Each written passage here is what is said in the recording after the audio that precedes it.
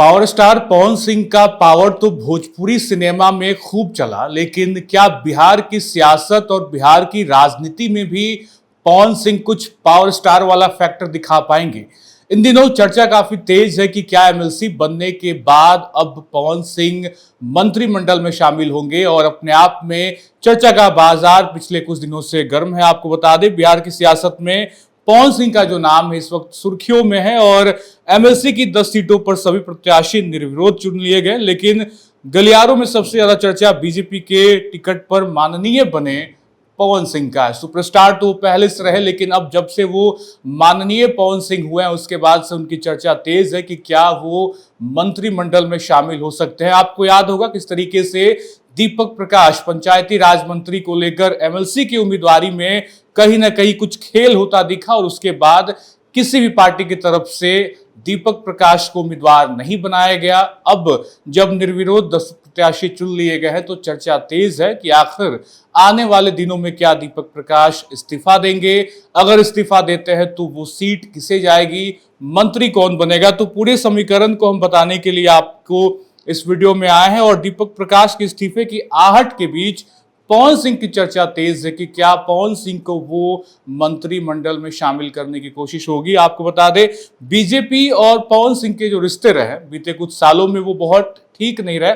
खट्टे मीठे रिश्तों की लगातार ये यात्रा रही है। आपको याद होगा किस तरीके से लोकसभा में जब उन्हें टिकट दिया गया आसनसोल से तो उन्होंने टिकट वापस कर दिया, फिर बिहार आके काराकाट से उन्होंने चुनाव लड़ा, और पवन सिंह अपने आप में इतने बड़े फैक्टर रहे कि उपेंद्र कुशवाहा को भी उन्होंने जीतने तक नहीं दिया। हालांकि खुद वो चुनाव हार गए, लेकिन समीकरण क्या कहते हैं और आखिर बाजार में ये चर्चा क्यों तेज है कि पवन सिंह को मंत्री बनाया जा सकता है। इस पूरी चर्चा को तेज आहट तब मिली जब बीते दिनों सम्राट चौधरी मीडिया से बातचीत कर रहे थे, और इसी क्रम में ये बातचीत भी निकलकर सामने आई कि क्या दीपक प्रकाश अभी मंत्री बने रहेंगे।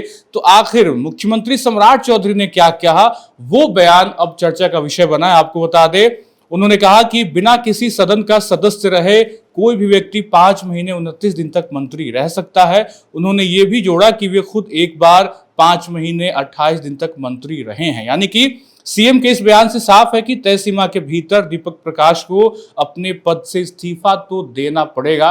भले ही अब नहीं इस्तीफा हो रहा है, लेकिन आने वाले 5 महीने 29 दिन के भीतर क्या ये इशारा है कि दीपक प्रकाश इस्तीफा देंगे, और अगर देते हैं तो क्या ये कवायद है कि पवन सिंह को ही वो मंत्रिमंडल मिलने वाला है, क्या वो मंत्री पद पवन सिंह के पास ही जाएगा।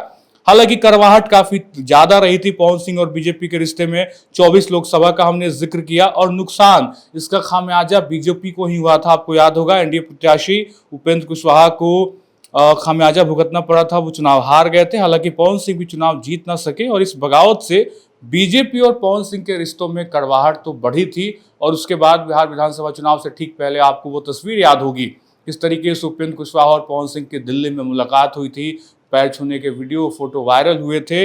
लेकिन 2025 के विधानसभा चुनाव में उस तस्वीर के बाद पवन सिंह के पास कुछ हासिल हुआ नहीं, ना उन्हें टिकट मिला, ना बिहार विधानसभा का उन्होंने चुनाव लड़ा।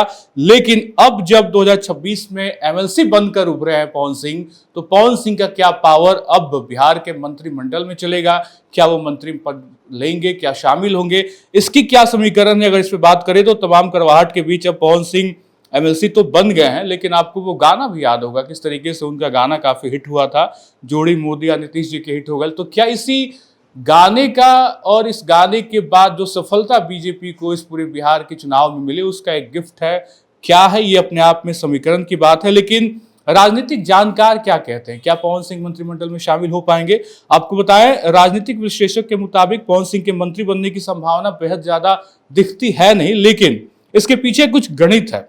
बीजेपी का कोटा जो है वो फुल है। आपको बता दें, बीते 7 मई को हुए सम्राट मंत्रिमंडल विस्तार के बाद कैबिनेट में मुख्यमंत्री सहित कुल 32 मंत्री हैं।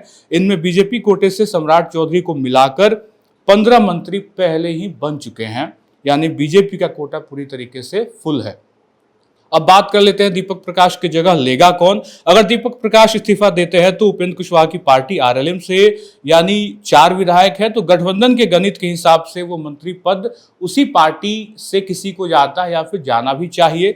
लेकिन क्या जेडीयू कोटे से ये चीजें संभव है क्योंकि जेडीयू कोटे से जरूर 2 से 3 सीटें खाली है, लेकिन इसकी संभावना ना के बराबर दिखती है।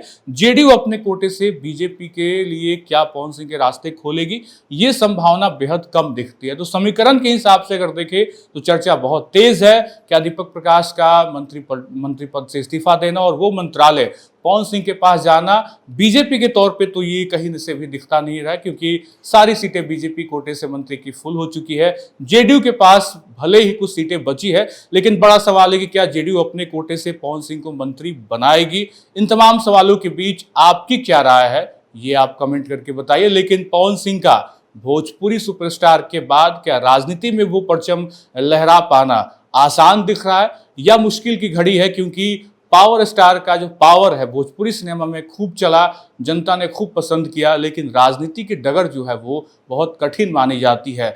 जाति के समीकरण को साधते हुए क्या बीजेपी ने राजपूत से कैंडिडेट को एमएलसी में उतार दिया, ये भी चर्चा का विषय बना है। आनंद मोहन का प्रकरण आपको याद होगा, और एक तरफ अगर हम देखें तो पवन सिंह को एमएलसी के तौर पे बीजेपी का लाना, क्या 2029 के रास्ते को अभी से ही बीजेपी ने भांप लिया है। तमाम सवाल है। फिलहाल इस वीडियो में इतना ही। आप खबर अनफिल्टर्ड को यूट्यूब पे सब्सक्राइब करिए, फेसबुक पेज पे फॉलो करिए। बहुत बहुत शुक्रिया।